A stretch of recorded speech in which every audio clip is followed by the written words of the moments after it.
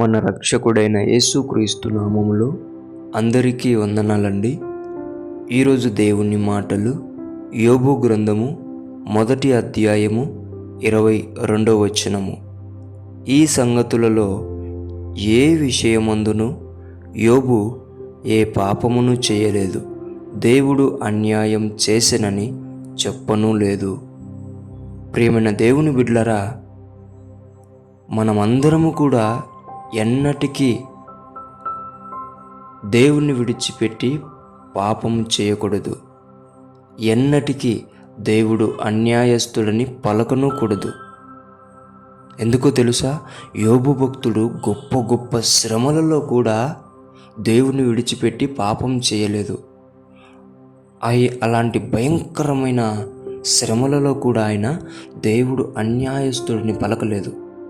కానీ మనం చిన్న చిన్న వాటి కొరకు చూసుకొని చిన్న చిన్నవి మనం చేయలేకున్నాం, పొందుకోలేకున్నాం అని చెప్పేసి దేవుణ్ణి విడిచిపెట్టి పాపం చేసేవారిగా ఉంటున్నామేమో.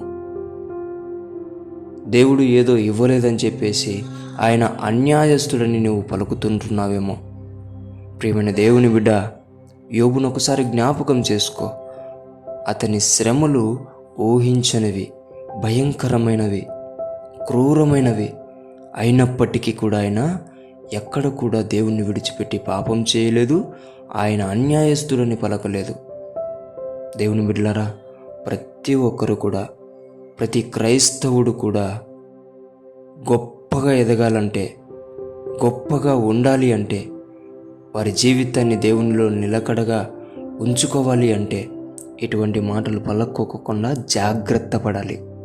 అప్పుడు దేవుడు ఏం చేస్తాడంటే, యోబును ఎత్తైన స్థితికి ఎలాగైతే తీసుకెళ్ళాడో, రెండంతల ఆశీర్వాదానికి ఎలాగైతే తీసుకెళ్ళాడో, దేవుడు అటువంటి స్థితిలో నిన్ను, నీ కుటుంబాన్ని కూడా పెడతాడు.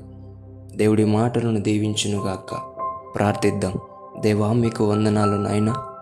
నిజము ప్రభువా, యోబు గారికి వచ్చిన శ్రమలు చాలా భయంకరమైనవి, కానీ ఆయన ఎక్కడ కూడా పలకలేదు ప్రభువా. పాపంలోకి వెళ్ళాడని కానీ, నిన్ను అన్యాయము చేశాడని పలకడం కానీ ఎక్కడా మేము వెళ్ళలేదు తండ్రి. అలాంటి మాకు మంచి శ్రమలలో నిలబడగలిగే జీవితం దయచేయమని యేసు నామములో ప్రార్థిస్తున్నాం తండ్రి. ఆమేన్.